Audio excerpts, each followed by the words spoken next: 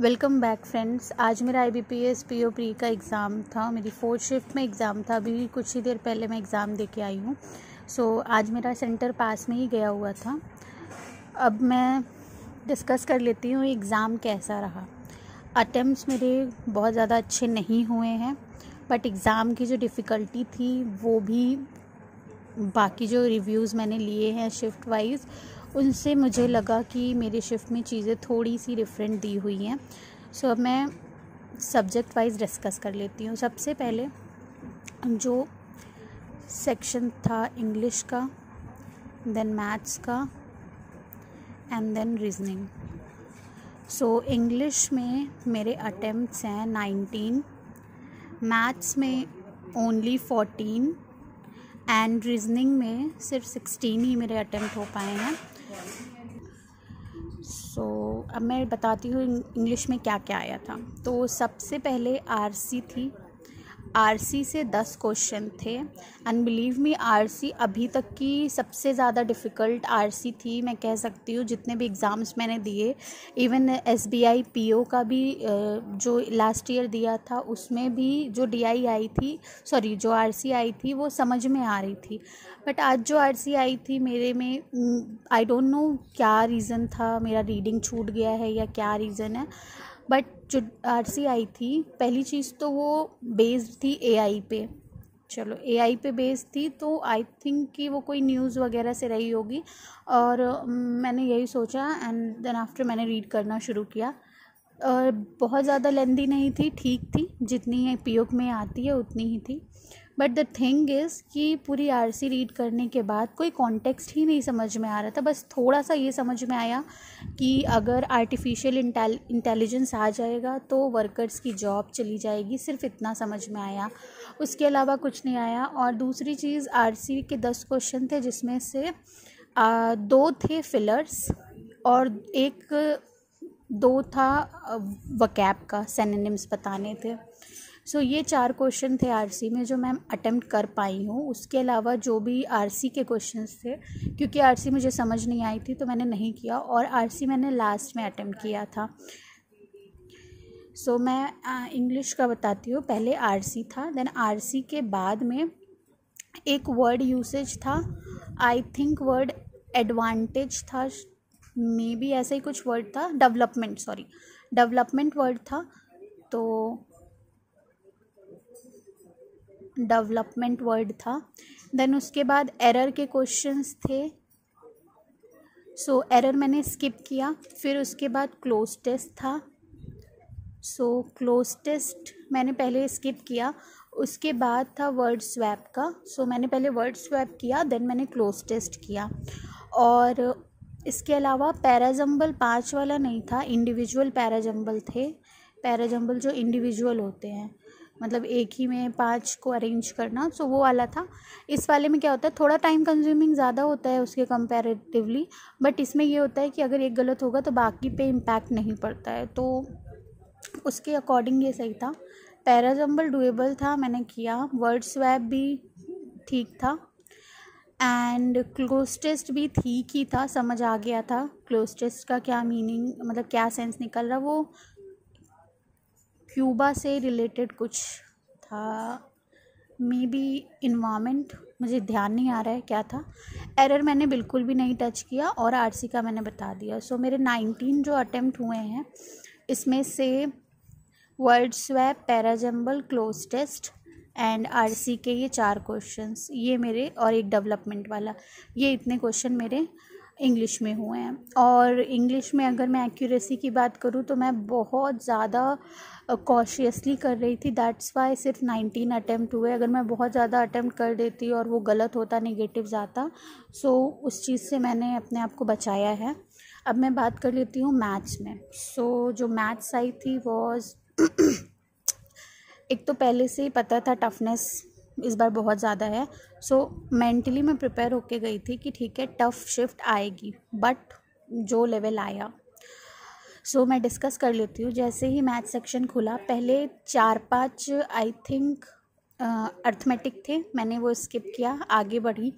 पहली DI जो open हुई, इट वाज ह्यूज, मतलब DI जो थी उसके अलावा जो उसके क्वेश्चन के वो थे स्टेटमेंट्स थे 7-8 लाइन वाले, मैंने वो स्किप किया। फिर थोड़ा आगे बढ़ी तो मुझे मिला वहाँ पे अप्रॉक्सीमेशन एंड सिंप्लीफिकेशन का आई थिंक 5 क्वेश्चन, वो मैंने अटेम्प्ट किया। देन उसको अटेम्प्ट करने के बाद मैं आगे बढ़ी, सीरीज़ खुली, मैंने सोचा शायद मुझे आ जाए सीरीज़, क्योंकि कल थोड़ा रिव्यू वगैरह देखा था तो एक पॉजिटिव माइंडसेट के साथ गई थी कि सीरीज़ को ट्राई कर लूँगी, अदरवाइज़ मैं नहीं करती हूँ। मैंने देखा, पढ़ा नहीं उस पर क्या था, बट मैंने स्टार्ट किया, जब देखा आगे तो एरर था, सॉरी एरर था नहीं, मतलब वो फाइंड आउट करना था रॉन्ग वाला। अब रॉन्ग वाला वैसे ही इतना डिफ़िकल्ट होता है। सो सीरीज़ थी 5 जो कि मैंने नहीं किया, मैंने स्किप कर दी। फिर आगे एक DI मुझे मिला line base, it was easy, बहुत इजी था, डायरेक्ट था, वहाँ पे बस फाइंड आउट करो एंड देन उसको पुट करो। सो कैलकुलेशन थी बस, उसमें इजी था। देन ये DI करने के बाद यहाँ से 5 क्वेश्चन हो गए एंड यहाँ से 5 क्वेश्चन हो गए। अब जब मैं आगे बढ़ी तो एक और DI थी। DI मुझे कंपैरेटिवली पहली वाली से ये वाली थोड़ी सही लगी थी, मैंने इसको सॉल्व कर लिया था। बट द थिंग वाज कि सॉल्व करने के पहले मैंने क्वेश्चंस मतलब ये देखा था मैंने कि छोटे छोटे क्वेश्चंस है, हो जाएंगे, बट मैंने लैंग्वेज नहीं पढ़ी थी। अब जब मैंने DI सॉल्व कर ली उसके बाद जब मैंने पहला क्वेश्चन देखा तो वो पहला ही क्वेश्चन इतना ज़्यादा लेंदी लग रहा था, देन स्किप किया, दूसरा देखा वो भी वैसा ही था। सो मुझे लगा कि शायद नहीं हो पाएगा। ऑलरेडी DI सॉल्व करने में मेरे 3 से 3.5 मिनट चले गए थे, तो ये वाली DI मुझे काफ़ी अच्छी लगी, मैं ये बता देती हूँ क्या था। सो इस DI में टोटल नंबर ऑफ दिए हुए थे जो लोग हैं, सो टोटल नंबर दिया था एंड देन फीमेल मेल से कितना % ज़्यादा है, कितना पर, जैसे 20% ऐसे करके दिया हुआ था। तो वो यहाँ से करना क्या था कि आपको ये रेशियोज़ बनाने हैं एंड देन रेशियोज़ टोटल पे लगा के मेल और फीमेल यहाँ से निकल जाएगा। देन उसके बाद उसने बोला कि साइंस और आर्ट में स्टूडेंट्स हैं, साइंस के जो स्टूडेंट्स थे उनका यहाँ पे वैल्यू गिवन था। अब साइंस का वैल्यू गिवन है, टोटल मिल गया, तो यहाँ से आर्ट्स वाला निकाल लिया मैंने। तो एक तो इससे रिलेट करके हो गया एंड दूसरा यहाँ से मेल फीमेल का हो गया, ये तो मैंने कर लिया। और ऐसा एक क्वेश्चन किया हुआ था तो मुझे लगा कि हाँ ईजी होगा, प्रैक्टिस की हुई थी इस तरह की। बट उसमें क्वेश्चंस कैसे थे ना, एक बार इसको मिला के क्वेश्चन पूछ रहा था, इसको मिला के क्वेश्चन पूछ रहा था, तो हो गया था वो। बट जो एग्ज़ाम में क्वेश्चंस आए थे वो तो आई डोंट नो, मैंने 2 क्वेश्चन पढ़ा, फिर मुझे लगा कि आई थिंक ये मेरे से नहीं हो पाएगा, देन मैंने इसको स्किप किया। सो यहाँ पे मेरे 3 to 3.5 मिनट्स मेरे वेस्ट हो गए। सो ये एक जो मुझे गलती समझ में आई कि मैंने की है। अपार्ट फ्रॉम दैट जब ये मेरा ये गुड़ गया उसके बाद मैं शिफ्ट हुई, फिर मैं वापस गई स्टार्टिंग में कुछ अर्थमेटिक के थे, तो अर्थमेटिक के लगभग 10 क्वेश्चन थे, मैंने 10 मिला के हैं, अर्थमेटिक थे और 2-3 इनइक्वालिटी थी लास्ट में, तो मैंने वो देख रखा था लास्ट में 3 इनइक्वालिटी है, तो मैंने 3 इनइक्वालिटी में से ना 2 इनइक्वालिटी कर ली थी। पहली जो इनइक्वालिटी थी वो डायरेक्ट क्वाड्रेटिक बेस थी, वो मैंने कर ली थी, और दूसरी वाली जो थी वो मुझे लग रहा था टाइम कंज्यूमिंग है, मैंने स्किप की। और जो तीसरी वाली थी वो आई थी उसमें लेंथ ब्रेथ, हाँ उसमें पेरीमीटर गिवन था आई थिंक 40 एंड देन उसमें बोल रखा था कि लेंथ है वो 7 से 70 के बीच का कोई प्राइम नंबर है। एंड देन उसके बाद वो बोल रहा था कि जो एरिया ऑफ स्क्वायर बनेगा वो इसका मतलब उसका साइड ये है बी। सो अब यहाँ पे पहले तो मैंने पेरीमीटर से निकाल लिया लेंथ प्लस ब्रेथ 20 आया। अब मुझे प्राइम नंबर चाहिए था 7 और 17 के बीच में, तो 11 13 2 ही मिले। 11 पे रखने पे 9 आ रहा था एंड 13 पे रखने पे 7। ऑप्शन 5 दिए हुए थे, नन ऑफ दीज नहीं था एंड 49 था उसमें, आई थिंक 49 था और 81 या 49, हाँ 49 ही था शायद, मतलब एक ही था। मेरे कहने का ये सेंस है कि दोनों नहीं थे, सिर्फ एक ही था, तो वो इजीली आइडेंटिफाई हो गया था। सो ये हो गया। एंड इसके बाद मैंने एक रेशियो वाला था जिसमें वाटर और मिल्क का दिया हुआ था, रेशियो वाला में रेशियो प्रोपोर्शन का क्वेश्चन था जिसमें वाटर और मिल्क का दिया हुआ था कि मिल्क 20 लीटर्स ऐड किया एम्प्टी में and water 5 litres, then x litre उसको रिमूव किया एंड देन वापस से 5 लीटर ऐड कर दिया, देन फर्दर रेशियो समथिंग दिया हुआ था और इसको सॉल्व करना था। तो ये मैंने सॉल्व किया था और ये मेरा आ गया था। सो वहाँ अगर मैं अर्थमेटिक की बात करूँ तो 1 2 3 अर्थमेटिक से मेरे 3 क्वेश्चन बन गए एंड DI मैंने एक ये बना ली थी, एक मैंने ये अप्रॉक्सीमेशन बना लिया था। सो 5 5 10 ये हो गए और 3 ये। एक और मैंने कोई अर्थमेटिक किया होगा, अभी मुझे ध्यान नहीं आ रहा है। यस, एक और मैंने जो अर्थमेटिक बनाया था ना वो एज का था और काफ़ी अच्छे क्वेश्चंस आए थे अर्थमेटिक के आई मस्ट से। जो हम मॉक में करते हैं ना अर्थमेटिक, वो तो इस पेपर को देख के तो लग रहा था वो मजाक ही करते हैं हमारे साथ। एग्जैक्टली वो मतलब इतने इजी हलवा टाइप्स होते हैं जो टीचर बोलते हैं ना कुछ यूट्यूब पे, हलवा टाइप क्वेश्चन, हलवा टाइप। एग्ज़ाम में हलवा नहीं आ रहा है, आपने हलवा बना दिया उसको और आप हलवा सर्व कर रहे हो सिर्फ, क्योंकि एग्ज़ाम में जो क्वेश्चन आ रहे हैं वो बहुत अच्छे लेवल के ही आ रहे हैं। अभी जैसे एज वाला जो क्वेश्चन था ये भी काफ़ी अच्छा था, मतलब ट्रिकी था, तो जैसे कैलकुलेट करने में ना टाइम जाता वैसा सीन था। सो एज वाले में question I don't remember exact, but ऐसा कुछ था A और C शायद, मतलब A से कोई नाम था और C से कोई नाम था, उसका प्लस का एक रिलेशन दोनों की एज का दिया था एंड देन C की एज आफ्टर P ईयर्स कुछ आ रही थी, A की मतलब यहाँ से भी A और C में रिलेशन बना बट वो P एक आ गया था वेरिएबल एंड देन लास्ट में उसने A और C का डिफरेंस शायद दिया था, तो इससे पहले A और C की वैल्यू निकल गई एंड देन यहाँ पे पुट करने पे P की वैल्यू, उसने ये P की वैल्यू पूछी थी, मतलब वेरिएबल बेस थी। तो क्वाड्रेटिक यहाँ सॉरी अर्थमेटिक के मेरे 4 क्वेश्चन ये हो गए एंड DI के ये हो गए एंड सिंप्लीफिकेशन। तो मैथ्स का ऐसा रहा होगा कि सब बच्चों ने ये किया होगा एंड ये किया, ये तो 10 क्वेश्चन उन्होंने किए होंगे। इसके बाद जो मेन गेम चेंजर होगा ना वो ये होगा कि आपने अर्थमेटिक को कितना वाइजली चूज़ किया है या फिर आपने बाकी दोनों DI से कैसे किया है।